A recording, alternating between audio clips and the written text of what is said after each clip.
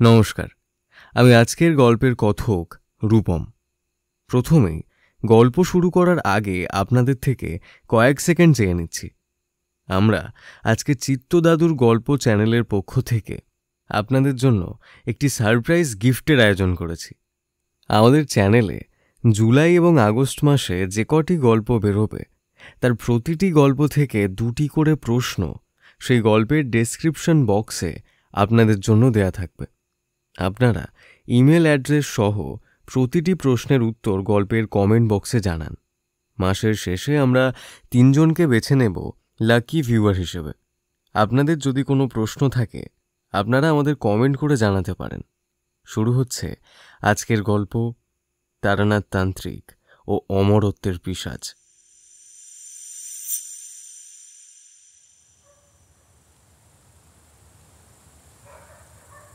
পুরুলিয়া জেলার এক প্রত্যন্ত গ্রাম, নাম তার রতনপুর। নামটা যতটাই সুন্দর আর শান্ত, রাতটা ততটাই ভয়াল আর রহস্যময়। আজ অমাবস্যা, আকাশ জুড়ে ঘন কালো মেঘের আস্তরণ।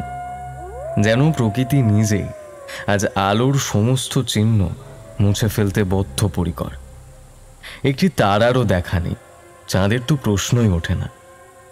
এই জমাট বাঁধা অন্ধকার এতটাই গভীর যে মনে হয় যেন জগতের সমস্ত আলো চিরতরে নিভে গেছে।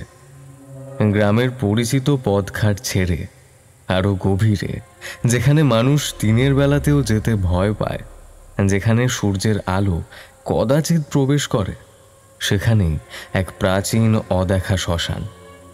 শ্মশানটা বেশ পুরনো। তার চারপাশে গাছগুলো এতটাই ঘন যে দিনের আলো সেখানে প্রবেশ করতে ভয় পায়। যেন এক চিরন্তন অন্ধকার সেই স্থানটিকে গ্রাস করে রেখেছে। আর এই শ্মশানের পাশ দিয়েই বয়ে চলেছে একটি ছোট্ট নদী, যার জলের অবিরাম অস্ফুট কলকল ধ্বনি এই রাতের নীরবতাকে আরো গাঢ় রহস্যময় করে তুলেছে। যেন নদী নিজেই কোনো গোপন বার্তা নিয়ে বয়ে চলেছে, তার বুকে হাজারো বছরের গল্প। রাত তখন পিশাচী প্রহরে। ঠিক সেই সময় শ্মশানের পাশে সেই নদী তীরে একটি প্রাচীন জীর্ণ মন্দিরের ভূগর্ভস্থ গর্ভগৃহে এক কাপালিক বসে আছে। তার শরীরটা কঙ্কালসার, যেন সে বহু বছর ধরে কোনো অলৌকিক সাধনায় রত। তার চোখ দুটো প্রদীপের লালচে আলোয় জ্বলজ্বল করছে, যেন রক্তবর্ণ স্ফুলিঙ্গ। তার পরনে কালো পোশাক, যা অন্ধকারে প্রায় মিলিয়ে গেছে। তার চুলগুলো জট পাকানো, রুক্ষ ও দীর্ঘ। তার নখগুলো লম্বা আর নোংরা, যেন সে বহুদিন ধরে কোনো জল স্পর্শ করেনি। তার চারপাশে ছড়ানো কিছু নরমুন্ডু, তাদের ফাঁকা চোখের কোটরগুলো অন্ধকারে জ্বলজ্বল করছে। তারা যেন কোনো অদেখা জগতের দিকে তাকিয়ে আছে। তার পাশে রাখা কিছু শুকিয়ে যাওয়া রক্তবর্ণ ফুল, তাদের গন্ধ পচা মাংসের সাথে মিশে এক অদ্ভুত অনুভূতির সৃষ্টি করছে। আরও আছে কিছু অদ্ভুত ধরনের যন্ত্রাংশ, একটি ভাঙা ত্রিশূল, একটি ছোট নরকরটির থালা, আর কিছু অজানা ভেষজ টুকরো। বাতাসে পোড়া মাংস আর ধূপের এক তীব্র গন্ধ।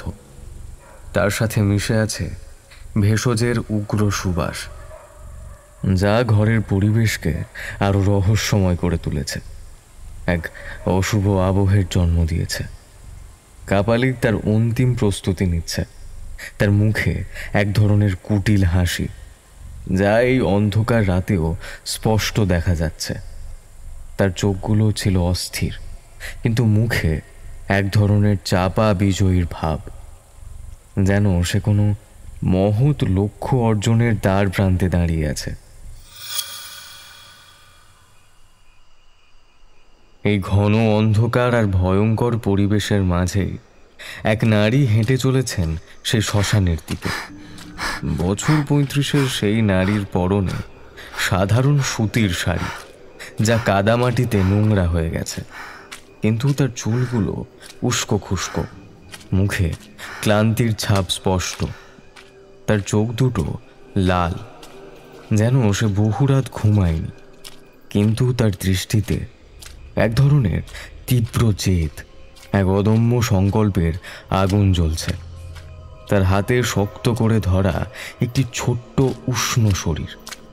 সেই ছোট্ট শরীরটি নারীটার পাশে এক অদ্ভুত শান্তিতে ঘুমিয়ে আছে। ছোট্ট শরীরটি তার হাতের স্পর্শে যেন আরো নিরাপদ অনুভব করছে।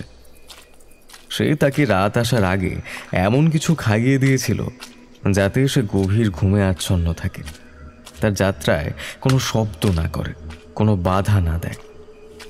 পায়ে হেঁটে ছোট ছোট গ্রামের আঁকা বাঁকা কাদা মাখা পথ পেরিয়ে সে এখন শ্মশানের দিকে এগিয়ে চলেছে।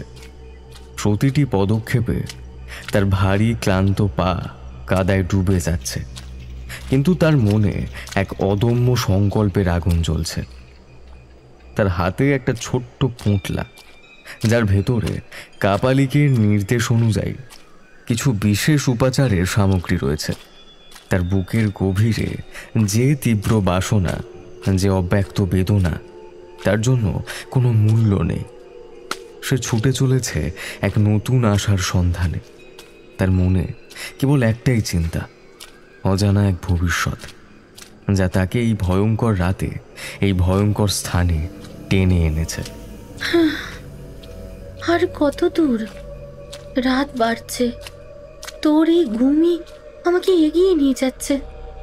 হে ভগবান, কাপালিক ঠাকুর মশাই যেন আজ আমার স্বপ্ন পূরণ করেন। আমার সমস্ত বিশ্বাস আজ তাঁর হাতে। শ্মশানের কাছাকাছি আসতেই বাতাসের বেগ যেন আরো বেড়ে গেল, আর শোঁ শোঁ আওয়াজ কানে বাজতে লাগলো, যা মনের গভীরে এক ধরনের ভয় সৃষ্টি করছে। শ্মশানের পোড়া গন্ধটা এখন আরো তীব্র, তার সাথে মিশে আছে পচা মাংস আর শুকনো রক্তের এক অদ্ভুত গন্ধ। গা গুলিয়ে উঠছে। জীর্ণ মন্দিরের প্রবেশপথের সামনে একটি বেলগাছ, তার শুকনো ডালগুলো বাতাসের সাথে অদ্ভুতভাবে নড়ছে, যেন তারা কোনো অশরীরী ছায়ার মতো নৃত্য করছে। মন্দিরের বাইরে কোনো আলো নেই, কেবল তার ভূগর্ভস্থ গর্ভগৃহের দরজা থেকে একটা লালচে আলো বাইরে আসছে, যা জানালার ফাঁক দিয়ে এক অস্পষ্ট রেখা তৈরি করেছে। এই লালচে আলোই যেন এই গভীর রাতে তার একমাত্র ভরসা, এক অশুভ আশার প্রতীক, যা তাকে এক অজানা পরিণতির দিকে টেনে নিয়ে যাচ্ছে। সেই নারী মন্দিরের দরজার সামনে এসে থমকে দাঁড়ালো। তার বুক ধড়ফড় করছে, তার কপালে বিন্দু বিন্দু ঘাম জমেছে। ভেতরে কে আছে? যে মানুষটির কাছে সে সাহায্য চাইতে এসেছে, সে কি তাকে সাহায্য করবে, নাকি তার মনের গভীরে লুকিয়ে থাকা অন্ধকার তাকে গ্রাস করবে? তার মন অজানা আশঙ্কায় ভরে উঠেছে, কিন্তু তার দৃঢ় সংকল্প তার সব ভয়কে ছাপিয়ে গেছে। সে একবার গভীর নিঃশ্বাস নিল, তার চোখ বন্ধ করল, তারপর দরজায় একটা মৃদু টোকা দিল। তার হাতের শক্তি যেন তখনও তার মনের জেদকে প্রকাশ করছিল। প্রথম টোকায় কোনো সাড়া এলো না। সে আবার টোকা দিল, এবার একটু জোরে। তার দৃঢ় সংকল্প তার হাতের শক্তিকে বাড়িয়ে তুলল, যেন সে জানে যে তার এই টোকা বিফল হবে না। সে চমকে উঠল। কেউ আছেন? কাপালিক মশাই, আমি এসেছি। ভেতরে এসো, তোমার জন্যই অপেক্ষা করছিলাম। অন্ধকারের বুকে তোমার আগমন আমি অনেক আগেই টের পেয়েছি। তোমার মনের গভীরে যে আকাঙ্ক্ষা, যে যন্ত্রণা, তা আমার কাছে স্পষ্ট। দ্বিধা করো না, প্রকাশ করো। কাপালিকের কণ্ঠস্বর ছিল কর্কশ, কিন্তু তাতে এক ধরনের গভীরতা ছিল, যা এই রাতের নিস্তব্ধতায় এক প্রতিধ্বনি তৈরি করল। সে সাবধানে দরজা ঠেলে ভেতরে প্রবেশ করল। কাঁধে তখনও ঘুমন্ত ছোট শরীরটা আরামে নিঃশ্বাসে মিশে আছে। সেই ছোট শরীরটার মুখটা ছিল নিষ্পাপ, তার ঘুম ছিল গভীর। ঘরের ভেতরে একটা মাটির প্রদীপের লালচে আলো জ্বলছে। আলো আঁধারিতে ঘরটা দেখতে ভয়ঙ্কর লাগছে। ঘরের মাঝখানে একটা ছোট্ট যজ্ঞের স্থান, তার চারপাশে কালো মাটি লেপা, তার উপর ছাই ছড়ানো। যজ্ঞের মাঝখানে একটা ছোট আগুন জ্বলছে, তার শিখাগুলো অদ্ভুতভাবে নাচছে, যেন কোনো অশুভ আত্মা নাচছে। তার সামনেই একটা ছিন্ন মস্তক রাখা, তার ফাঁকা চোখের কোটরগুলো অন্ধকারের ভিতরে যেন জল জল করছে, যা দেখে গা ছমছম করে ওঠে। তার চারপাশে ছড়ানো কিছু নরমুণ্ডু, কিছু শুকিয়ে যাওয়া রক্তবর্ণ ফুল, আর কিছু অদ্ভুত ধরনের যন্ত্রাংশ। একটি ভাঙা ত্রিশূল, কিছু শুকনো ভেষজ, ছোট ছোট হাড়ের টুকরো এবং একটি কালো মূর্তির অংশ। বাতাসে পোড়া মাংস আর ধূপের এক তীব্র গন্ধ, তার সাথে মিশে আছে অচেনা ভেষজের উগ্র সুবাস, যা ঘরের পরিবেশকে আরও রহস্যময় করে তুলেছে, এক অশুভ আবহের জন্ম দিয়েছে। ঘরের এক কোণে কালো পোশাক পরা সেই কঙ্কালসার লোকটা বসে আছে, দেখতে অনেকটা কাপালিকের মতন। তার চোখ দুটো প্রদীপের আলোয় লালচে দেখাচ্ছে, যেন সে বহুরাত ঘুমায়নি। তার চোখের নিচে কালো কালি, তার মুখে দাড়ি গোঁফ, তার চুলগুলো জট পাকানো, তার নখগুলো লম্বা আর নোংরা। তার চোখে কোনো আবেগ নেই, কেবল এক ধরনের শীতলতা, যা যে কোনো মানুষকে ভয় পাইয়ে দিতে যথেষ্ট। তার মুখে এক ধরনের চাপা হাসি, যা তার ভেতরের উদ্দেশ্যকে প্রকাশ করছিল, কিন্তু তার আসল উদ্দেশ্য এখনও সেই নারীর কাছে অজানা। এসো, বসো। তোমার চোখ দেখে বোঝা যাচ্ছে তুমি বহু পথ হেঁটে এসেছো, অনেক কষ্ট করেছো। তোমার মনের গভীরে যে তীব্র আকাঙ্ক্ষা, যে অব্যক্ত বেদনা, তা আমি অনুভব করতে পারছি। তুমি কার জন্য এসেছো আর কি চাও, সব আমি জানি। কাপালিকের কণ্ঠস্বরে এক ধরনের ক্ষমতা, যা সেই নারীকে আশ্বস্ত করল। তার মনে এক ধরনের আশার আলো জ্বালিয়ে দিল। নারীর চোখ বড় বড় হয়ে উঠল, তার মনে এক ধরনের ভয় আর বিস্ময় মিশে আছে। সে তক্তপোষের বদলে ঘরের এক কোণে গিয়ে বসল।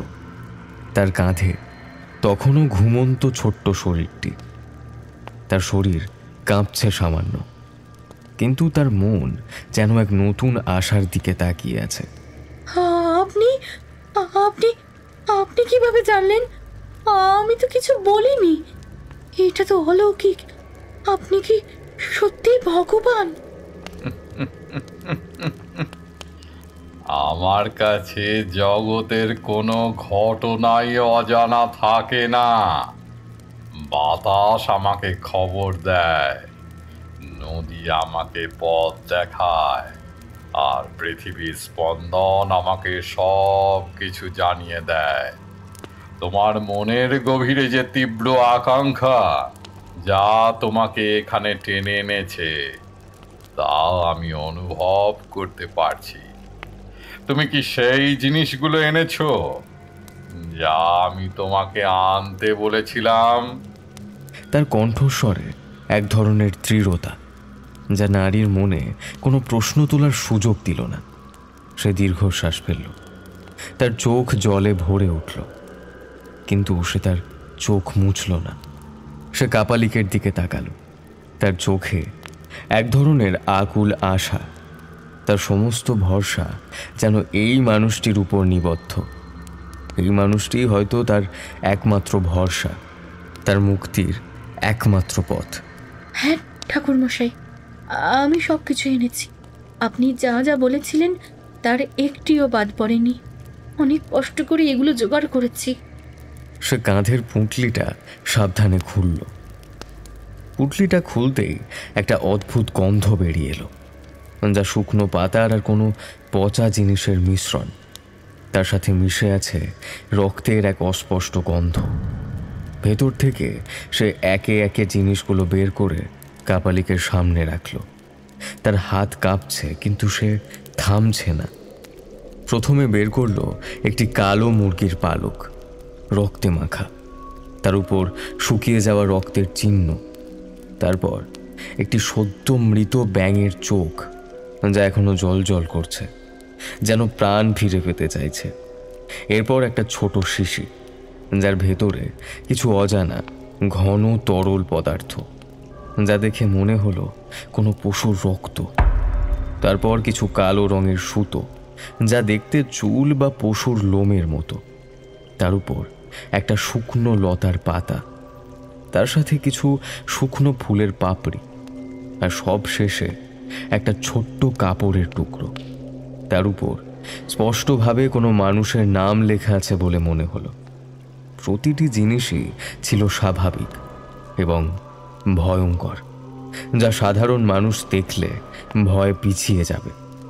এই জিনিসগুলো সংগ্রহ করতে মিনাকে অনেক কষ্ট করতে হয়েছে, অনেক ভয়কে জয় করতে হয়েছে।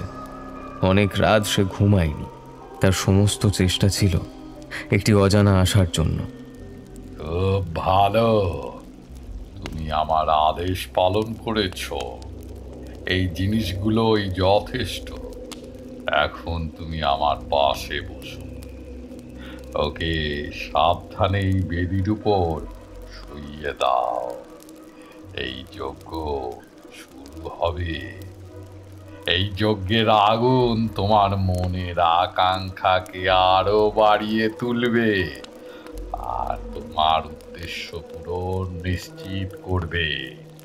তার কণ্ঠস্বরে এক ধরনের অশুভ শক্তি, যা তার কানে আশার সুর হয়ে বাজছিল, যেন তার সমস্ত স্বপ্ন পূরণ হতে চলেছে। কাপালিকের কথা শুনে তার চোখে এক ধরনের উজ্জ্বলতা ফুটে উঠল। তার মুখে একটা চাপা হাসি, যা তার ভেতরের উদ্দেশ্যকে প্রকাশ করছিল। সে কাঁধ থেকে ঘুমন্ত ছোট্ট শরীরটিকে সাবধানে নামিয়ে বেদির উপর শুইয়ে দিল। ছোট্ট শরীরটির মুখটা ছিল শান্ত, যেন সে গভীর ঘুমে আচ্ছন্ন। তার নিঃশ্বাস ছিল মৃদু। তার ছোট শরীরটা বেদির উপর স্থির হয়ে শুয়ে আছে। তার মুখে কোনো কষ্ট নেই। ছোট্ট শরীরটির নিষ্পাপ মুখটা দেখে নারীর মনে এক ধরনের কষ্ট হলো বটে, কিন্তু তার তীব্র আকাঙ্ক্ষা সেই কষ্টকে ছাপিয়ে গেল। তার মন তখন এক নতুন আশার দিকে তাকিয়ে আছে। সে বিশ্বাস করে এই যজ্ঞের মাধ্যমে তার সমস্ত দুঃখের অবসান হবে। সে কাপালিকের পাশে গিয়ে বসল। তার মন এখন এক নতুন আশার দিকে তাকিয়ে আছে। কাপালিক তার যজ্ঞ শুরু করল। ঘরের মাঝখানে জ্বলতে থাকা ছোট্ট আগুনটা এখন আরো তীব্র হয়ে উঠেছে। তার শিখাগুলো অদ্ভুতভাবে নাচছে, যেন কোনো অশুভ আত্মা নাচছে। তার সামনেই রাখা ছিল ছিন্ন মস্তক। তার ফাঁকা চোখের কোটরগুলো অন্ধকারে জ্বলজ্বল করছে। কাপালিক তার হাতে একটি নরম মুন্ড নিল। তার চোখগুলো উন্মাদ, তার মুখে এক ধরনের গভীর মনোযোগ। সে মন্ত্রোচ্চারণ করতে লাগল। তার কণ্ঠস্বর এখন আরো গভীর ও কর্কশ। তার মন্ত্রের প্রতিটি শব্দ যেন ঘরের বাতাসকে কাঁপিয়ে দিচ্ছিল, আর তার সাথে মিশেছিল অশুভ শক্তির এক অদ্ভুত গুঞ্জন, যা মনে এক ধরনের ভয়ের জন্ম দিচ্ছিল। তার চোখ নিষ্পাপ মুখের দিকে স্থির। তার মুখে এক ধরনের পাশবিক হাসি, যা তার আসল উদ্দেশ্যকে লুকিয়ে রাখছে। সে একে একে তার সামনে রাখা জিনিসগুলো আগুনে ছুঁড়ে দিতে লাগলো। প্রথমে কালো মুরগির পালক, তা আগুনে পড়ার সঙ্গে সঙ্গে একটা তীব্র গন্ধ বেরোলো। তারপর মৃত ব্যাঙের চোখ, যা আগুনে পড়ে হিস হিস করে উঠল। এরপর অজানা তরল পদার্থ, যা আগুনে পড়ে একটা অদ্ভুত আলো তৈরি করলো। আর সব শেষে কালো সুতো, যা আগুনে পুড়ে ধোঁয়ায় মিলিয়ে গেল। প্রতিটি জিনিস আগুনে পড়ার সাথে সাথে এক ধরনের অদ্ভুত গন্ধ বেরিয়ে আসছে, যা ঘরের পরিবেশকে আরো ভয়ঙ্কর করে তুলছে। ধোঁয়াগুলো আঁকা বাঁকা হয়ে উপরের দিকে উঠছে, যেন কোনো অশরীরী আত্মা বাতাসে বিলীন হয়ে যাচ্ছে। কাপালিকের এই প্রতিটি পদক্ষেপ ছিল হিসেবি, যেন সে কোনো গোপন পরিকল্পনা বাস্তবায়ন করছে, যার পরিণতি সম্পর্কে মিনা এখনো অবগত নয়। ওং ক্রাং ক্রাং সর্ববাধা বিনাশায় ফাট ফাট ফাট সর্ব কামনা পূর্ণায় স্বাহা স্বাহা। নারী শরীরটা সামান্য কেঁপে উঠল। তার মুখ থেকে একটা অশুভ হিস হিসে আওয়াজ ভেসে এল। ভয়ে চোখ বন্ধ করল। তার শরীরটা কাঁপছে। তার মনে এক ধরনের ভয় আর আশা মিশে আছে।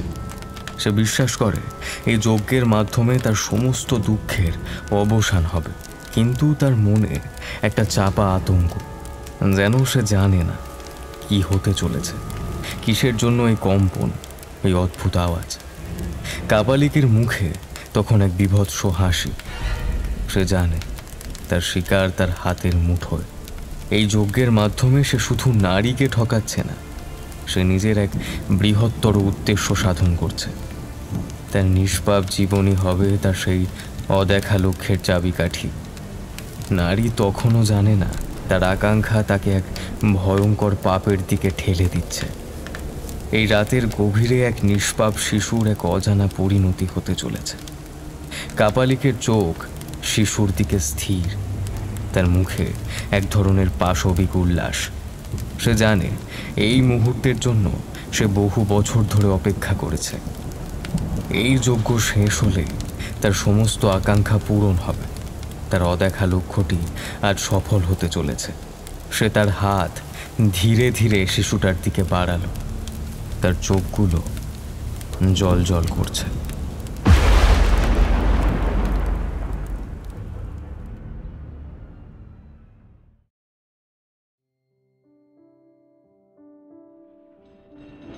সারাদিন আপিসে কলম পেশার পরে ফাইল আর নথিপত্রের পাহাড় ঠেলে বেরোনোর পর কিঞ্চিত চা সহযোগে গল্পগুজব না করলে দিনটা কেমন যেন মাটি মাটি হয়ে যায়। আমার মতো অফিস কেরানির কাছে এই ছোট ছোট আনন্দটুকুই তো একমাত্র সম্বল। আমাদের আপিসের উল্টো দিকে বিহারি বাবুলালের এক চিলতে চায়ের দোকান। সেখানে কাঁচের গ্লাসে গরম গরম ধোঁয়া ওঠা চা, তার সাথে মোষের ঘন দুধের সুবাস, হা ঠিক যেন অমৃত সমান। দিনের ক্লান্তি আর মনের সমস্ত অবসাদ এক নিমেষেই দূর হয়ে যায়। অন্য দিনের মতো তিনখানা চায়ের ভার ফুৎকারে উড়িয়ে দেওয়ার পরেও গজপতিবাবুর কোনো দেখা মিলল না। এটা খুবই অস্বাভাবিক। গজপতিবাবু আমাদের সওদাগরি আপিসের বড়বাবু। তিনি তো এমনটা করেন না। আপিস ছুটির পর এনার সঙ্গে চা খেতে খেতে রাজনীতি থেকে শুরু করে ভক্তিযোগ হেন কোনো বিষয় নেই যেটা নিয়ে আমাদের মধ্যে গভীর আলোচনা হয় না। তার মেধা, তার যুক্তি সব কিছুই আমাকে মুগ্ধ করে। অনেক সময় সেই আলোচনা তর্ক বিতর্ক অবধি পৌঁছে যায় ঠিকই, কিন্তু সেই আলোচনা না করলে ঠিক পেটের ভাত হজম হয় না। তার সঙ্গে কথার লড়াইয়ে নামলে মনে এক ধরনের জোর আসে। কিন্তু আজকে বিধি বাম। এতক্ষণ অপেক্ষার পরেও গজপতিবাবুর কোনোরূপ দেখা সাক্ষাৎ মিলল না। ফোন করেছিলাম, কিন্তু তার ফোনও বন্ধ। মনটা কেমন যেন ছটফট করতে লাগলো। তার অভ্যাসের ব্যতিক্রম মানেই কিছু একটা ঘটেছে। অতএব অগতির গতি। আমার মন টানতে লাগলো তারানাথের বাড়ির দিকে। মঠলেনের মোড়ে পৌঁছে দেখি উড়েদের তেলে ভাজার দোকানে গরম গরম জিলিপি ভাজা হচ্ছে। তার সোনালি রং, তার মিষ্টি সুবাস আমাকে যেন হাতছানি দিয়ে ডাকছিল। জিলিপি ভাজার সেই মৃদু হিসির শব্দ, তার মিষ্টি গন্ধ আমার পেটের ভেতরটাকে যেন উস্কে দিচ্ছিল। আজ একটা বিশেষ দিন, তাই কিছু একটা কিনে নিয়ে যাওয়া উচিত।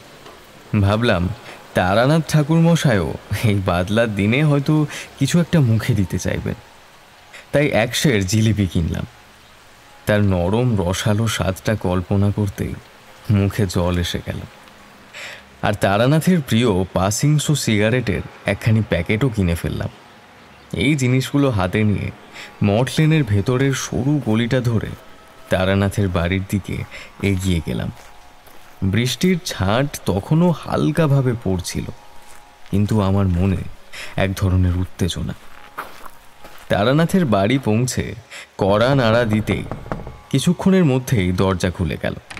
দেখি সামনে চারি দাঁড়িয়ে আছে।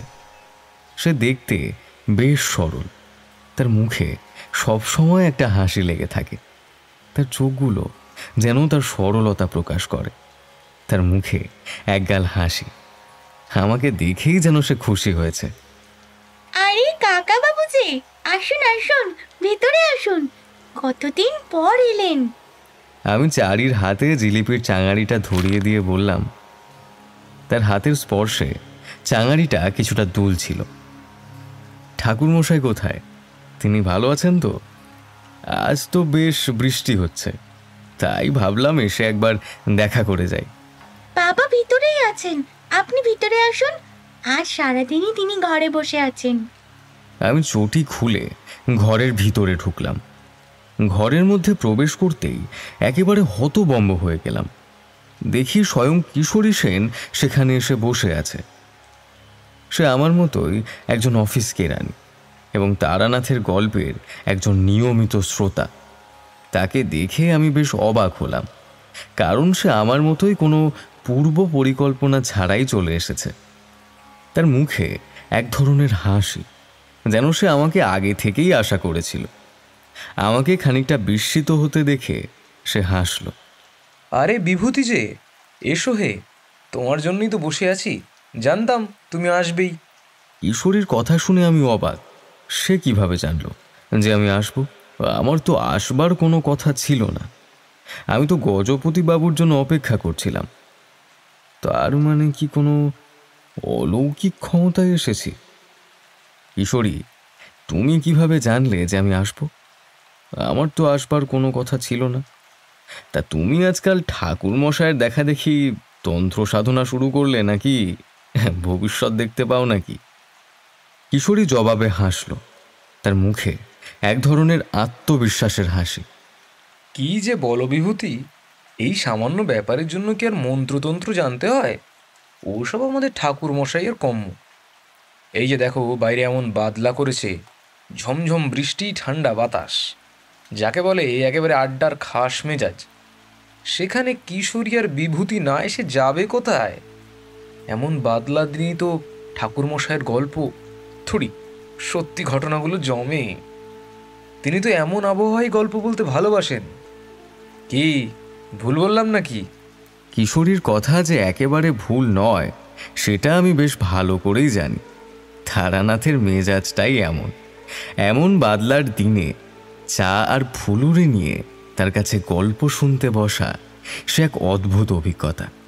তাই আর কোনো কথা না বাড়িয়ে তারানাথের জন্য আনা 1 প্যাকেট পাসিংসো ওনার দিকে এগিয়ে দিয়ে বললাম, ঠাকুরমশাই, আজ একটা ভালো গল্প হবে নাকি? কিশোরীও তো এসেছে। এমন সুন্দর আবহাওয়ায় গল্প না শুনলে দিনটা মাটি। তারানাথ হাত বাড়িয়ে প্যাকেটটা নিল বটে, কিন্তু তার মুখে বিশেষ প্রফুল্লতা দেখলাম না। বিরস মুখে এসে বলল, তার চোখগুলো যেন কোথায় হারিয়ে গেছে। না, তোমাদের কাছে আর গল্প বলতে ইচ্ছে করে। তোমরা তো আমার গল্প অবিশ্বাস করো, বিশেষ করে যখন আমি আমার জীবনের অলৌকিক অভিজ্ঞতাগুলো বলি। কি যে বলেন ঠাকুরমশাই, আমরা তো সব গল্প অবিশ্বাস করি না, শুধুমাত্র ওই বিশেষ বিশেষ গল্পগুলো বাদে, যেগুলো একেবারেই বিশ্বাস করবার মতো নয় সেগুলো বাদে। যেমন ধরুন সেই ভূতের গল্পটা, সেটা তো। কিশোরীর কথায় তারানাথ চটে উঠতে যাচ্ছিল। তার ভুরু কুঁচকে উঠেছে। আমি কিশোরীর দিকে অগ্নিদৃষ্টি নিক্ষেপ করে কথার মোড় ঘোরানোর জন্য দ্রুত বললাম, তারানাথকে রাগানো মানে ভালো গল্প শোনার সুযোগ হারানো। ঠাকুরমশাই, আপনি কিশোরীর কথা ছেড়ে দিন। আসল কথা হচ্ছে, আপনার গল্প যদি সত্যি হয় তাহলে আমার বিশ্বাস করলেই বা কি আর না করলেই বা কি। সত্য তো কারোর মতামত নির্ভর নয়। সূর্য পূর্ব দিকে ওঠে, সে তো আমার বিশ্বাস বা অবিশ্বাসের উপর নির্ভর করে না। আপনার অভিজ্ঞতাগুলো তেমনই।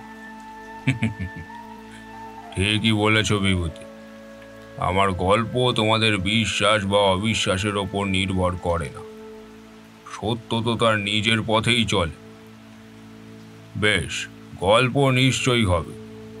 তার আগে চা দিতে বলি। এই বাদলা দিনে গরম গরম চা না হলে গল্প জমবে। তারানাথের কথা শেষ হওয়ার আগেই চারি একটি থালায় জিলিপি আর মুড়ির মোয়া সাজিয়ে নিয়ে এলো। তার হাতে গরম চায়ের কাপ। তার সুবাসে ঘরটা ভরে উঠল। তার মা বোধহয় রান্নাঘরে মুড়ির মোয়া তৈরি করছিলেন। কাকা বাবুরা, আগে মুড়ির মোয়া আর জিলিপি খান, আমি চা বসিয়ে দিয়েছি। কিশোরী একখানা মুড়ির মোয়া তুলে মুখের ভিতর চালান করে দিয়ে বলল, তার চোখগুলো আনন্দে চকচক করছে। কিরে চারি, মুড়ির মোয়া কোথায় পেলি? এটা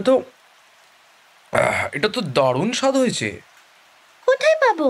আমি নিজেই বানিয়েছি, মায়ের কাছ থেকে শিখেছি। দারুণ স্বাদ হয়েছে রে মা, এক্কেবারে তোর মায়ের হাতের মতোই হয়েছে, একদম স্বর্গীয়। চারি চলে যেতেই তারানাথ শুরু করলো। তার মুখে এক ধরনের গভীর তৃপ্তি। কার মেয়ে দেখতে হবে না, ওর মা ছিল একেবারে লক্ষ্মী প্রতিমার মতো। আমার এই ঘরকে বাড়ি বানিয়েছিল সেই। তার মতো গুণবতী নারী আমি খুব কমই দেখেছি। চারি তারই মেয়ে, ওর হাতে জাদু তো থাকবেই। সত্যি কথা বলতে ঠাকুরমশাই, চারির হাতের মুড়ির মোয়া খেয়ে আমার স্বর্গীয় মায়ের কথা মনে পড়ে গেল। আমার মাও ঠিক এমন মুড়ির মোয়া বানাতেন, সেই স্বাদ, সেই গন্ধ। কথাগুলো বলতে বলতে তারানাথের চোখের কোণ ভিজে এলো। তার মুখটা বিষণ্ণ হয়ে উঠল। আমরা সবাই কিছুক্ষণের জন্য চুপ করে রইলাম, যেন সেই নীরবতা কিশোরীর মায়ের স্মৃতির প্রতি সম্মান জানাচ্ছিল। ইতিমধ্যে চারি চা নিয়ে চলে এসেছে। গরম চায়ের কাপগুলো আমাদের হাতে তুলে দিল সে। চায়ের সুবাসে আবার ঘরটা ভরে উঠল। তারপর কয়েকটা চুমুকে চায়ের কাপ শেষ করে নামিয়ে রেখে তারানাথ প্যাকেট থেকে একখানি সিগারেট বের করল। সে সিগারেটটা তার মুখের সামনে নিয়ে এলো, তার চোখ বন্ধ করল। তারপর অগ্নি সংযোগ করে সেটাতে একটা শুক টান দিল। ধোঁয়াগুলো বাতাসে মিলিয়ে গেল। তার চোখে এক ধরনের গভীরতা। তারানাথ মনে মনে একটু গুছিয়ে নিয়ে বলতে শুরু করল।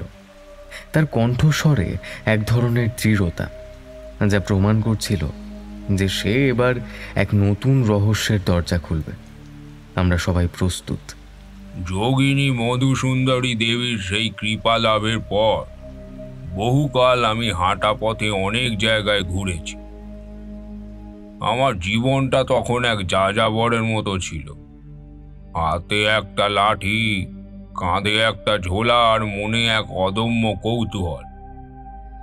কখনো হিমালয়ের কোলে তুষারীবৃত শিখরের নিচে বসে সিদ্ধি লাভের চেষ্টা করেছি, আবার কখনো গঙ্গার তীরে তার পবিত্র জলে স্নান করে মনকে শান্ত করেছি। কখনো বা আবার বাংলার প্রত্যন্ত গ্রামে, যেখানে আধুনিকতার ছোঁয়াই লাগেনি, এই সব মানুষের দুঃখ কষ্টের সাক্ষী হয়েছে। তাদের জীবনের জটিলতা দেখেছি আর তাদের সমস্যার সমাধান করেছি। আমার সাধনা আমাকে শিখিয়েছিল এই পৃথিবীর প্রতিটি ধূলিকণায়, প্রতিটি মানুষের মনে, প্রতিটি নীরব স্থানেই কোনো না কোনো রহস্য লুকিয়ে আছে, আর সেই রহস্য উন্মোচন করাই আমার কাজ। আমার কাছে মানুষের জীবনের প্রতিটি ঘটনাই এক একটা অধ্যায়, যা আমি মনোযোগ দিয়ে পাঠ করি। দিনের পর দিন, রাতের পর রাত পথ চলতে চলতে শরীরটা ক্লান্ত হতো বটে, পায়ের পেশিগুলো ব্যথা করত, কিন্তু মনটা থাকতো সজাগ, তীক্ষ্ণ। কারণ মধুসুন্দরী দেবী আমাকে একটা বিশেষ ক্ষমতা দিয়েছিলেন, বিপদের গন্ধ শুঁকে নেওয়ার ক্ষমতা। যখনই কোনো স্থানে অশুভ শক্তির প্রভাব বা কোনো বড় বিপদ আসন্ন হয়, আমার মন আমাকে এক অদ্ভুত সংকেত দেয়। বুকের ভেতরে এক ধরনের অস্থিরতা অনুভব করিয়া, যেন কোনো অজানা ঠান্ডা স্রোত আমার মেরুদণ্ড বেয়ে নেমে যায়। ঠিক যেমনটা আমি অনুভব করেছিলাম সেদিন, যখন আমি পুরুলিয়া জেলার এক প্রত্যন্ত গ্রামের দিকে এগোচ্ছিলাম। গ্রামটার নাম ছিল রতনপুর। আমার ষষ্ঠ ইন্দ্রিয় আমাকে বারবার সতর্ক করছিল, যেন কোনো ভয়ঙ্কর কিছু অপেক্ষা করছে। সূর্য তখন অস্ত গেছে, আকাশ জুড়ে ঘন কালো মেঘের আনাগোনা। পথের দুপাশে ঘন জঙ্গল, তার ছায়াগুলো আঁকা বাঁকা হয়ে রাস্তায় পড়েছে, যা দেখে মনে হচ্ছিল যেন কোনো অশুভ আত্মা আমাদের পথ রোধ করছে। ঝিঝি পোকার ডাক কানে বাজছিল, তার একটানা শব্দ রাতের নীরবতাকে আরো গাঢ় করছিল। দূর এক শেয়ালের করুণ হুক্কা হুয়া শোনা যাচ্ছিল, যা মনের গভীরে এক ধরনের ভয় সৃষ্টি করছিল। বাতাস ছিল শীতল, তার সাথে মিশে ছিল শুকনো পাতা আর অজানা ফুলের এক অদ্ভুত গন্ধ, যা মনের মধ্যে এক ধরনের অদ্ভুত আশঙ্কার জন্ম দিচ্ছিল। আমি বুঝতে পারছিলাম এই গ্রামের ভেতরে কোনো এক গভীর বিপদ লুকিয়ে আছে। আমার মন আমাকে সেই সংকেতই দিচ্ছিল, যেন কোনো অদৃশ্য বিপদ আমাকে হাতছানি দিয়ে ডাকছে। শরীরটা ক্লান্ত হয়ে পড়েছে, রাতের আশ্রয় প্রয়োজন ছিল। এই নির্জন জঙ্গলে আর পথ চলা সম্ভব না। গ্রামের প্রবেশ মুখেই একটি ছোট্ট গৃহস্থ বাড়ি চোখে পড়ল। তার চারপাশে একটা ছোট উঠান, তার পাশে কিছু লতা পাতা গাছ আর একটা ছোট তুলসী মঞ্চ। বাড়িটা দেখতে সাদামাটা হলেও তার ভেতরে এক শান্ত পরিবেশ ছিল বলে মনে হল। আমি দরজার কাছে গিয়ে কড়া নাড়লাম। কিছুক্ষণের মধ্যেই দরজাটা খুলে গেল। দেখলাম আমার সামনে এসে দাঁড়ালো একজন মধ্যবয়সী কৃষক। তার পরনে সাধারণ ধুতি, মুখে এক ধরনের সরলতা। তার চোখগুলো কৌতূহলী, কিন্তু কোনো ভয় বা সন্দেহ নেই। তিনি আমাকে দেখে কিছুটা অবাক হলেন। এমন প্রত্যন্ত গ্রামে রাতের বেলা কারুর আগমন হয়তো তার কাছে বিরল। কে মশাই আপনি? এত রাত্রে এই জঙ্গলের পথে? আসলে এই গ্রামে তো কেউ আসে না। তা আপনি কোথা থেকে আসছেন? আমি একজন সাধক বাবা। পথ চলতে চলতে রাত হয়ে গেল। আজ রাতের জন্য একটু আশ্রয় খুঁজছিলাম, যদি দয়া করে একটু ঠাঁই দেন। চিন্তা নেই, আমি কোনো ভণ্ড বা সমস্যা সৃষ্টিকারী নই। আরে সাধু মহারাজ, আপনি আসুন আসুন আসুন। আমাদের বাড়িতে আপনার মতো সাধকের আগমন, এ তো আমাদের পরম সৌভাগ্য। আসুন আসুন, ভেতরে আসুন। প্রণাম প্রণাম সাধু মহারাজ।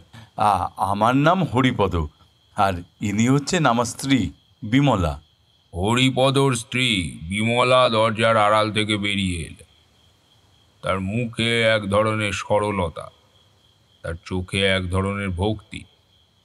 তিনি আমাকে দেখে হাত জোর করে প্রণাম করলেন। তাদের আন্তরিকতা দেখে আমি সত্যিই খুশি হলাম। তাদের বাড়িতে প্রবেশ করলাম। ঘরটা ছোট হলেও বেশ পরিষ্কার পরিচ্ছন্ন। মাটির দেওয়ালে গোবরের প্রলেপ দেওয়া, তার উপর ছোট ছোট আলপনা আঁকা। মাঝখানে একটা বড় তক্তপোষ পাতা, তার ওপর কিছু লেপ তোষক ছড়ানো আছে। প্রদীপের ক্ষীণ আলোয় ঘরটা আলোকিত ছিল। বাতাসের সাথে মিশে আছে ধূপের আর রান্নাঘরের এক অদ্ভুত গন্ধ, যা মনকে এক ধরনের শান্তি দিচ্ছিল।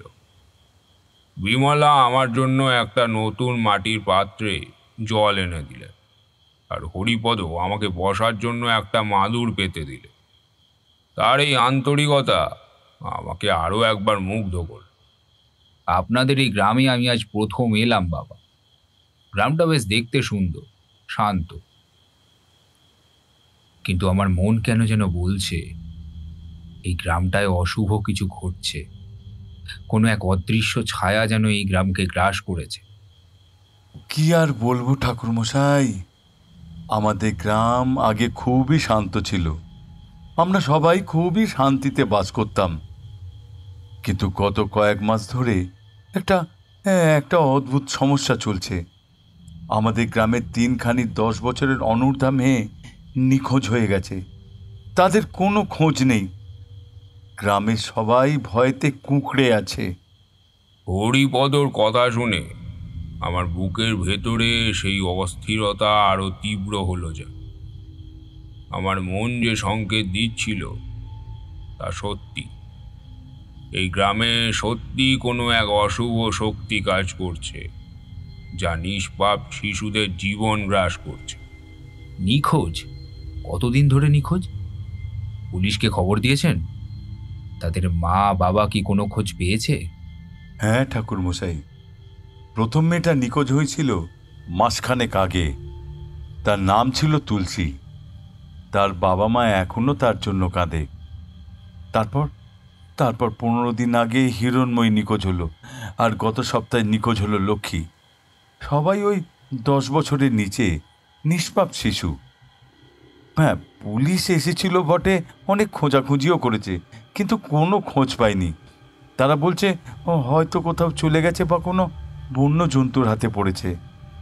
কিন্তু কিন্তু আমরা জানি ঠাকুরমশাই, এটা সাধারণ ব্যাপার নয়। এই গ্রামে অদ্ভুত একটা কিছু ঘটছে। ঠাকুরমশাই, আমাদের গ্রামের সবাই এখন ভয়ে কুঁকড়ে আছে। রাতের বেলায় কেউ বাইরে বের হয় না। মায়েরা তাদের মেয়েদের ঘরের ভিতরে আটকে রাখে। মনে হচ্ছে কোনো এক অশুভ আত্মা আমাদের এই গ্রামকে গ্রাস করছে। ঠাকুরমশাই, আমাদের বাচ্চাদের জীবন এখন বিপন্ন। 3টে নিষ্পাপ মেয়ে নিখোঁজ, এটা তো কোনো সাধারণ ঘটনা নয়। এর পেছনে নিশ্চয়ই কোনো ভয়ঙ্কর উদ্দেশ্য লুকিয়ে আছে। আমার তান্ত্রিক জ্ঞান আমাকে পরিষ্কার সংকেত দিচ্ছিল এই কাজটা কোনো অশুভ শক্তির, যা মানুষকে বলি দিচ্ছে। কিন্তু কেন, কিসের জন্য এই বলিদানের প্রয়োজন? আপনারা চিন্তা করবেন না হরিপদবাবু। আজ রাতে আপনি আমাকে আপনার বাড়িতে আশ্রয় দিয়েছেন, সুতরাং আপনাদের গ্রামের এই সমস্যাটা আমার কাছে নিজেরই সমস্যা। আমি এর সমাধান করব। এই অশুভ শক্তিকে আমি বিনাশ করবই। আপনি আমাদের বাঁচিয়েছেন ঠাকুরমশাই, আপনি একমাত্র ভরসা। আমরা আমরা আপনার দিকেই তাকিয়ে আছি। রাতের বেলায় হরিপদর বাড়িতে আহারের আয়োজন হলো। সাধারণ ডাল, ভাত আর কিছু ভাজা সবজি। তাদের বাড়িতে যা ছিল সেটাই তারা আন্তরিকতার সাথে পরিবেশন করল। তাদের এই সরলতা আমাকে মুগ্ধ করল। তাদের আন্তরিকতায় সেই খাবারটা যেন অমৃত সমান মনে হচ্ছিল। আমি খেতে খেতে হরিপদ আর বিমলার কথা শুনছিলাম। তাদের চোখে এক ধরনের ভয়, মুখে এক ধরনের চাপা কষ্ট। তারা পুত্র সন্তান না থাকায় তাদের বৌমা মিনার প্রতি তাদের কঠোরতার কথা বলছিল। আমাদের মেয়ে মিনা, সেও খুব কষ্টে আছে ঠাকুরমশাই। তার সাথে বিয়ে দিয়েছিলাম ওই বর্দিষ্ণু মাধব জেলের সঙ্গে। তার কোনো পুত্র সন্তান নেই, তাই শ্বশুরবাড়ির লোক রোজ তাকে গঞ্জনা দেয়। এই এই গ্রামের লোকেরা তো তাকে অলক্ষ্মী বলে ডাকে। তার কপালে নাকি সুখ নেই, সে ওনাদের পরিবারের বংশ রক্ষা করতেই পারেনি। তাই তাই সে তাই সে পুত্র সন্তানের জন্য সব কিছু করতে রাজি। সে সে আমাদের কাছে আসে আর বারবার জানতে চায়, ঠাকুরমশাই কিভাবে একটা পুত্র সন্তান হবে। তার মনটাও দুঃখে ভরে আছে ঠাকুরমশাই। পুত্র সন্তানের আকাঙ্ক্ষা, এটা তো মানুষের একটা দুর্বলতা। এই দুর্বলতাকে হয়তো কোনো অশুভ শক্তি কাজে লাগাচ্ছে। আমার মনে হলো এই নিখোঁজ হওয়া মেয়েদের পেছনে সেই পুত্র সন্তানের আকাঙ্ক্ষার কোনো সম্পর্ক থাকতে পারে। এই গ্রামে নিশ্চয়ই কোনো এক কাপালিক বা তান্ত্রিক আছে, যে মানুষের এই দুর্বলতাকে কাজে লাগিয়ে তাদের বলির জন্য ব্যবহার করছে। আহার শেষ হলো। হরিপদ আর বিমলা আমাকে থাকার জন্য একটা ছোট কক্ষ দিল। কক্ষটা ছিল পরিষ্কার, তার ভেতরে একটা মাদুর পাতা। আমি সেখানে শুয়ে পড়লাম, কিন্তু আমার চোখে ঘুম ছিল না। আমার মন তখনও সেই রতনপুরের রহস্য নিয়ে ভাবছিল। বাইরে তখনও ঝিঝি পোকার ডাক শোনা যাচ্ছে, আর দূরে শেয়ালের করুণ হুক্কাহুয়া। এই গ্রামে যে একটা অশুভ শক্তি কাজ করছে, এটা আমি নিশ্চিত। 3টি নিষ্পাপ মেয়ে নিখোঁজ হওয়া কোনো সাধারণ ঘটনা নয়। এর পেছনে নিশ্চয়ই কোনো তান্ত্রিক কাপালিকের হাত আছে, যারা মানুষের দুর্বলতাকে কাজে লাগিয়ে তাদের বলির জন্য ব্যবহার করছে। কিন্তু কে এই কাপালিক, আর তার উদ্দেশ্যই বা কি? কেন সেই নিষ্পাপ শিশুদের বলি দিচ্ছে? আমার মনে মধুসুন্দরী দেবীর কথা ভেসে উঠল। তার দেওয়া জ্ঞান আমাকে এই ধরনের অশুভ শক্তিকে চিনতে সাহায্য করে। আমি আমার চোখ বন্ধ করে গভীর ধ্যানে বসলাম। আমার তান্ত্রিক শক্তিকে জাগ্রত করলাম। আমার চারপাশে একটা অদৃশ্য শক্তি বলয় তৈরি হল, যা আমাকে এই রাতের বিপদ থেকে রক্ষা করছিল এবং আমাকে এই অশুভ শক্তির উৎস খুঁজতে সাহায্য করছিল। ধীরে ধীরে আমার মন রতনপুরের ইতিহাসের গভীরে প্রবেশ করল। আমি দেখতে পাচ্ছিলাম এই শ্মশানের পাশেই সেই নদী তীরে এক প্রাচীন জীর্ণ মন্দিরের ভূগর্ভস্থ গর্ভগৃহে এক কাপালিক বসে আছে। তার নাম ভোলা কাপালিক। তার শরীরটা কঙ্কালসার, তার চোখ দুটো প্রদীপের লালচে আলোয় জ্বলজ্বল করছে। তার মুখে এক ধরনের কুটিল হাসি, যা তার ভেতরের উদ্দেশ্যকে প্রকাশ করছিল। সে তার অন্তিম বলির ব্যবস্থা করছে। তার সামনে যজ্ঞের আগুনে একটি বিশেষ ধরনের মন্ত্রপ্রুত বলি দেয়া হবে।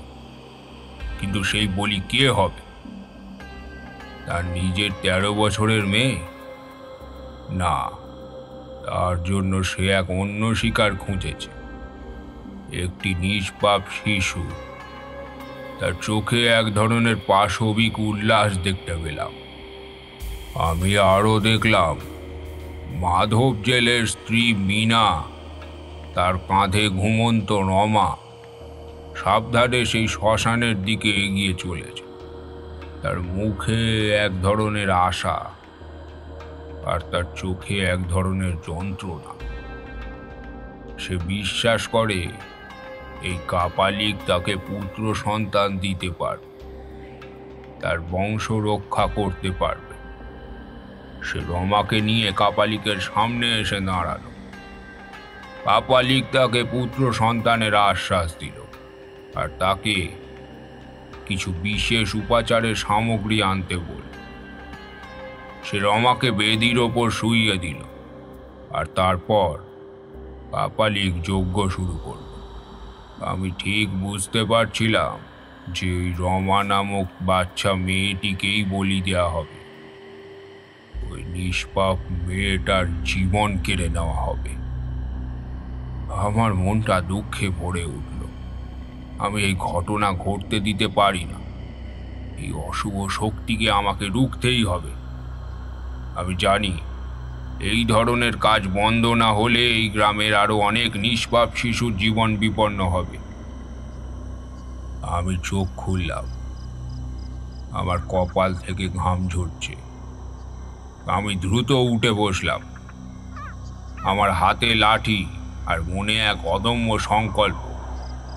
আমি জানি আমাকে এখনই যেতে হবে, রমার জীবন বাঁচাতে হবে। আমি হরিপদর কক্ষে গেলাম। হরিপদ এবং তার স্ত্রী তারা দুজনেই গভীর ঘুমে আচ্ছন্ন, তাই তাদের আর জাগালাম না। আমি জানি এই যুদ্ধ আমার একার। আমি সাবধানে বাড়ি থেকে বের হলাম। রাতের অন্ধকার তখন ঘন, ঝিঝি পোকার ডাক কানে বাজছিল, আর বাতাসের শোঁ শব্দ যেন কোনো এক অশুভ সংকেত দিচ্ছিল। এই নির্জন রাতে আমার মনে কোনো ভয় নেই, কেবল একটি উদ্দেশ্য, রমার জীবন বাঁচানো। আমি শ্মশানের দিকে দ্রুত পায়ে হাঁটতে লাগলাম। আমার প্রতিটি পদক্ষেপ ছিল সতর্ক। আমি জানি কাপালিক তার জাল বিস্তার করে রেখেছে। এই পথ ভীষণ বিপজ্জনক। শ্মশানের কাছে আসতেই পোড়া মাংস আর ধূপের তীব্র গন্ধটা আরো স্পষ্ট হল। জীর্ণ মন্দিরের প্রবেশপথের লালচে আলো দেখা যাচ্ছে। দূর থেকে কাপালিকের মন্ত্র উচ্চারণ অস্পষ্টভাবে কানে আসছে। আমি মন্দিরের প্রবেশপথের সামনে এসে দাঁড়ালাম। ভেতর থেকে কাপালিকের মন্ত্র উচ্চারণ স্পষ্ট শোনা যাচ্ছে। তার কণ্ঠস্বর ছিল কর্কশ, তার মন্ত্রগুলো ছিল বিজাতীয়। আমি বুঝতে পারছিলাম যজ্ঞ শুরু হয়ে গেছে। রমার জীবন বিপন্ন, আর এক মুহূর্ত দেরি করা যাবে না। আমি সাবধানে মন্দিরের ভেতরে প্রবেশ করলাম। গর্ভগৃহে প্রবেশ করতেই আমার সামনে সেই ভয়ঙ্কর দৃশ্য উন্মোচিত হলো। ঘরের মাঝখানে জ্বলে থাকা আগুনটা তীব্র শিখা তৈরি করেছে, আর তার আলোয় ঘরটা লালচে দেখাচ্ছে। তার সামনে বসে আছে ভোলা কাপালিক। তার মুখে এক ধরনের উন্মাদনা, চোখগুলো জল জল করছে। তার সামনে বেদির ওপর শুয়ে আছে রমা।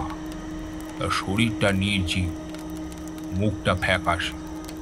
তার চারপাশে ছড়ানো নরমুণ্ড আর শুকনো হাড়গোড়।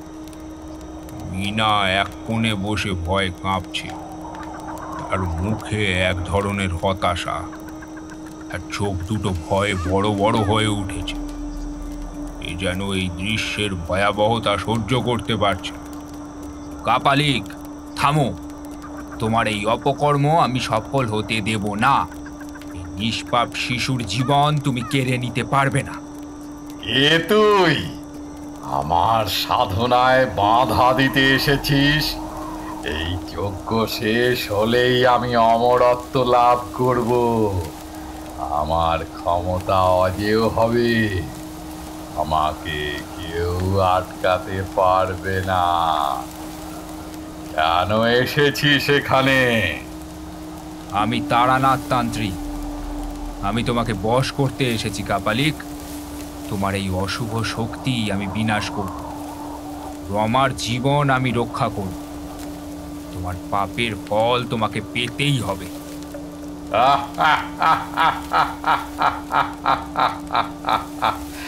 তুমি একা আমাকে থামাতে পারবে না তান্ত্রিক।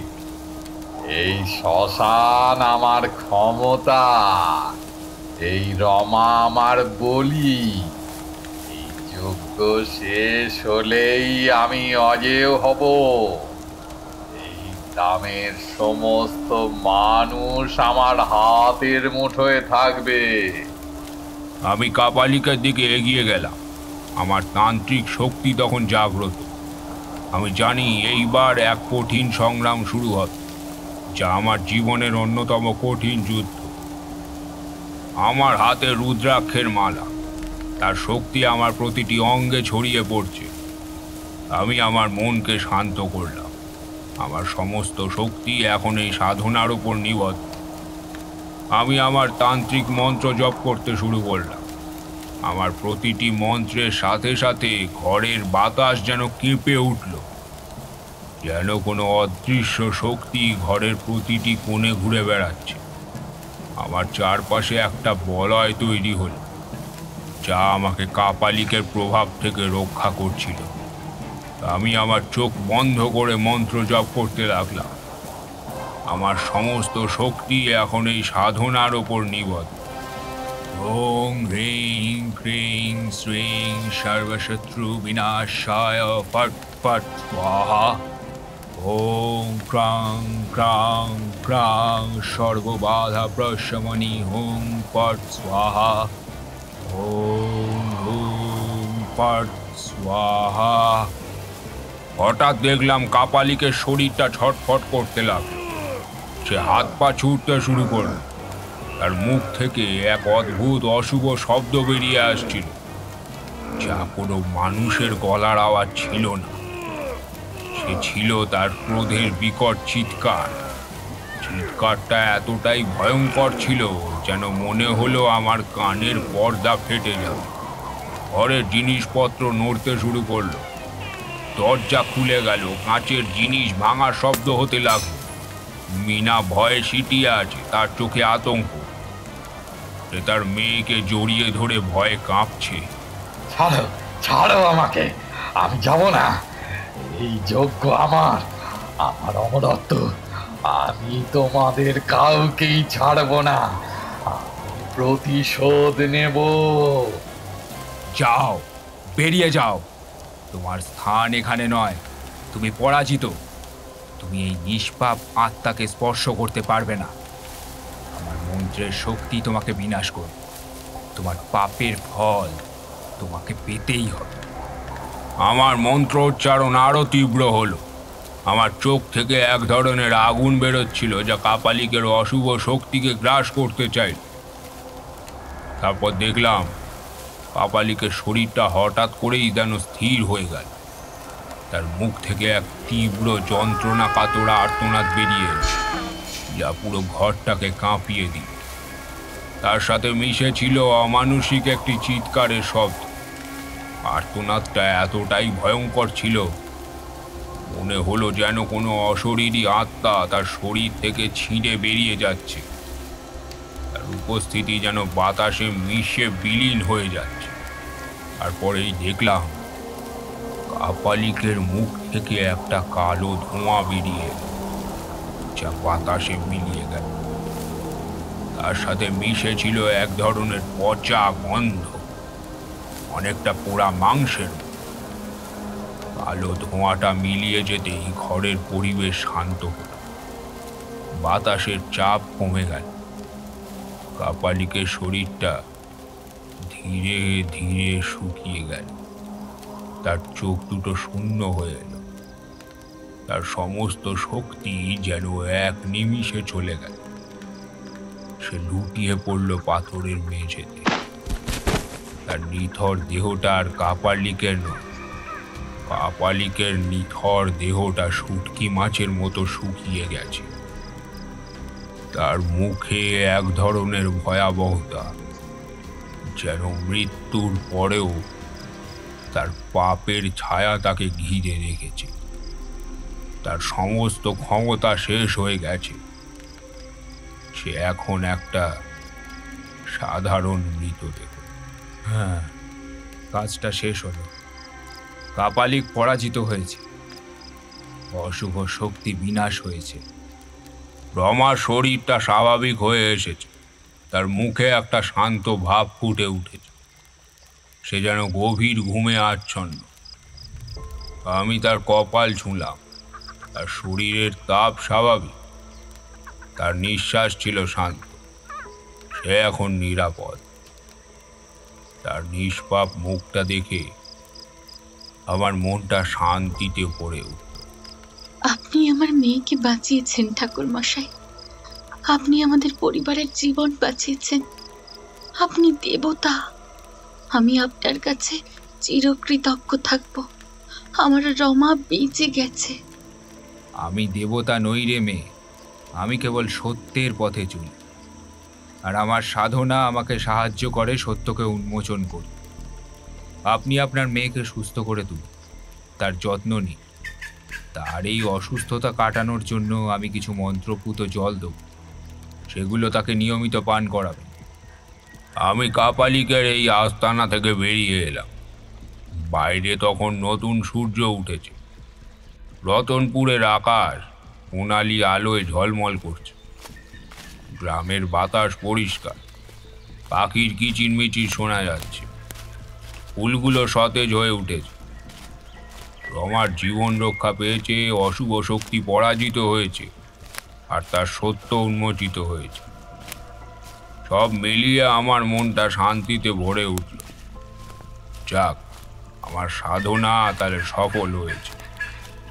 রতনপুরের এই শ্মশানে সেই কাপালিকের নির্ধর দেহের পাশে দাঁড়িয়ে যখন আমি সমস্ত ঘটনাটা মিলিয়ে দেখছিলাম, তখন আমার তান্ত্রিক মন যেন এক গভীর অন্ধকার অধ্যায়ের পর্দা উন্মোচন করল।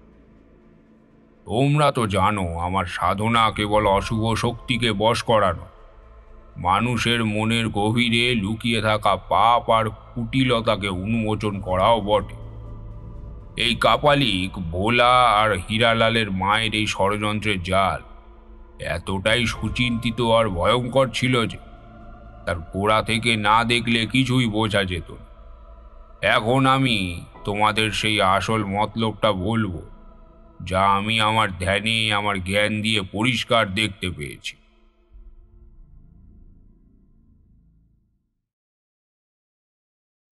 ঘটনার সূত্রপাত হয়েছিল মাধব জেলের বউ মিনাকে দিয়ে। তার মন ছিল সরল, তীব্র আকাঙ্ক্ষা আর অসহ্য যন্ত্রণা, এই সব কিছুই ছিল এই ভয়ঙ্কর ষড়যন্ত্রের প্রথম ধাপ। মিনা ছিল এই গ্রামেরই এক সাধারণ নারী, দেখতে শান্ত, কিন্তু তার মনের গভীরে ছিল এক পর্বত প্রমাণ কষ্ট।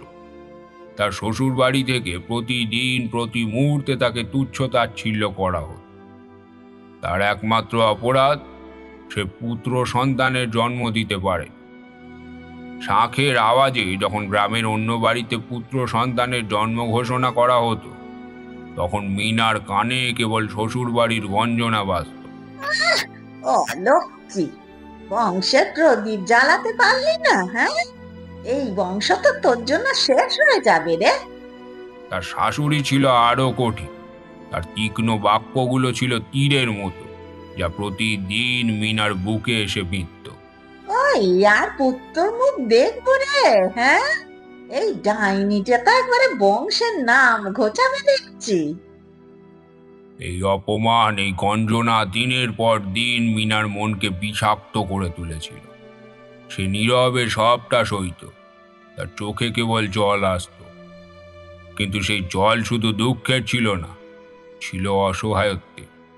গ্রামের মানুষও তাকে সন্দেহের চোখে দেখত, ফিসফিস করে কথা বলতো। সন্তান না হওয়ার জন্য স্ত্রীকে দায়ী করা, এটাও তো এই সমাজের পুরনো এক ব্যাধি। মিনা সমাজের এই নিষ্ঠুরতার শিকার হয়েছিল। তার নিজের স্বামী মাধবও ছিল নিরীহ প্রকৃতি। সে তার মাকে কিছু বলতে পারত না। মিনা একা একা এই ভার বহন করে চলেছিল। তার একমাত্র সান্ত্বনা ছিল তার 12 বছরের মেয়ে রমা। রমা ছিল তার জীবনের আলো, তার সমস্ত দুঃখের অবসান। কিন্তু রমা মেয়ে বলে মিনার শ্বশুর বাড়ির কাছে তার কোনো মূল্য ছিল না।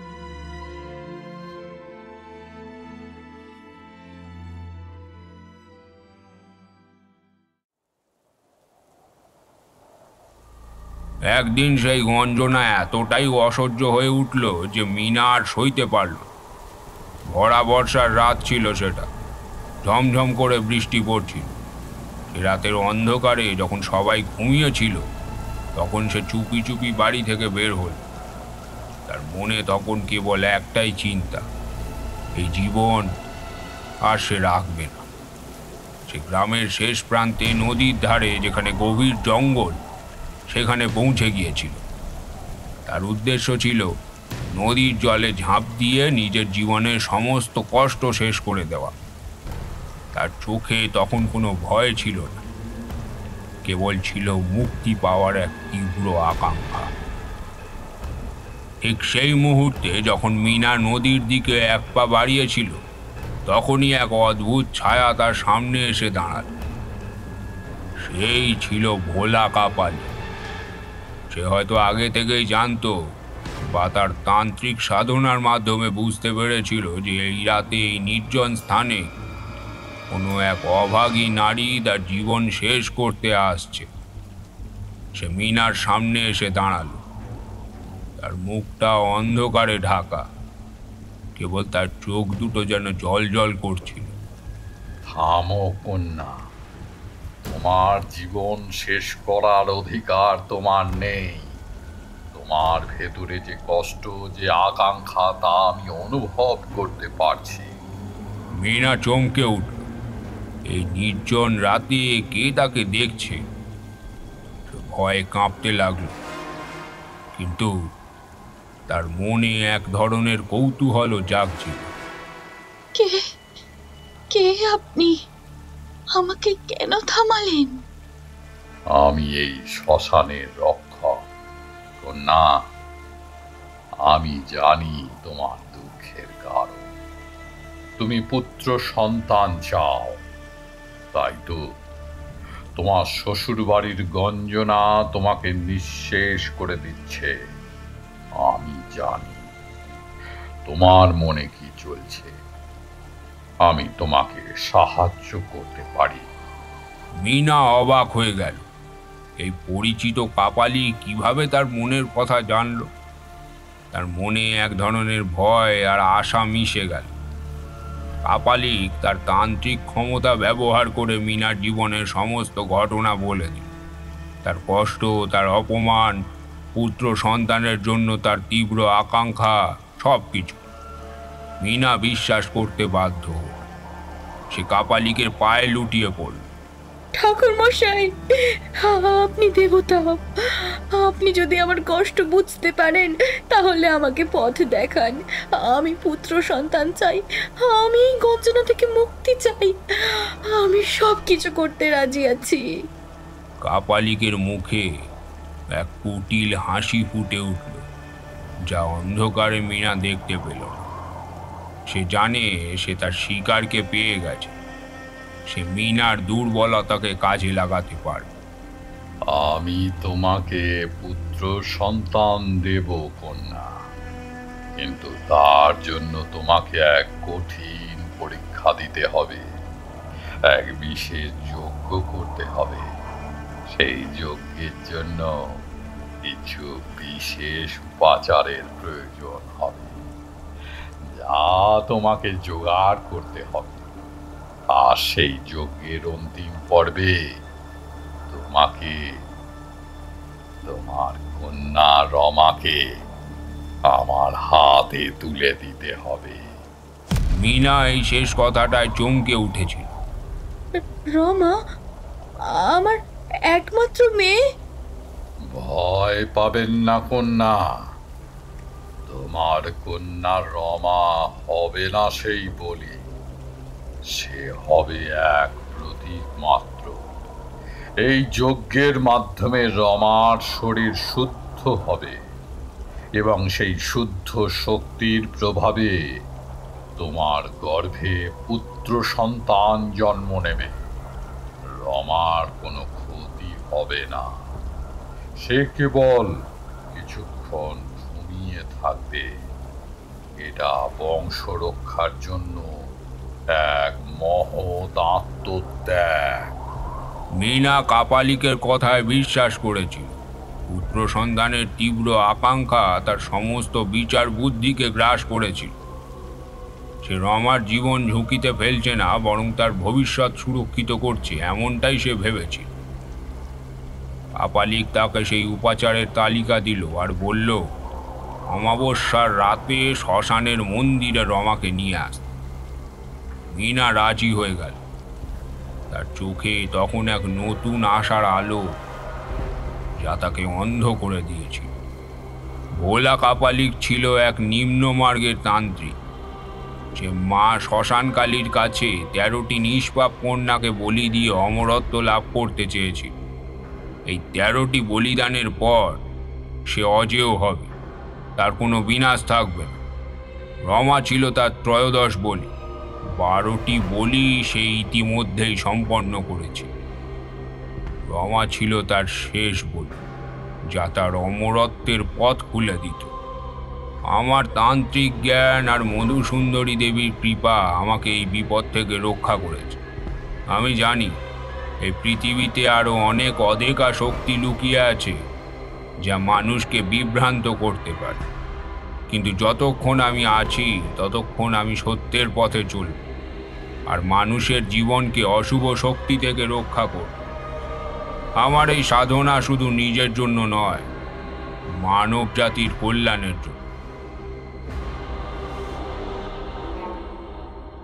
আমি হরিপদর বাড়িতে ফিরে এলাম। তারা রমাকে সুস্থ দেখে আনন্দে আত্মহারা হয়ে পড়ল। আমি তাদের সব ঘটনা খুলে বললাম, কাপালিকের আসল উদ্দেশ্য, তার পাপের কথা। গ্রাম পঞ্চায়েতকে খবর দেওয়া হলো, কাপালিকের দেহ সরিয়ে ফেলা হলো আর তার আস্তানা ধ্বংস করে দেওয়া হলো। রতনপুর গ্রামে আবার শান্তি ফিরে এলো। শিশুরা আবার হাসতে শুরু করলো। মায়েরা তাদের সন্তানদের নিয়ে নির্ভয়ে চলাচল করতে লাগলো।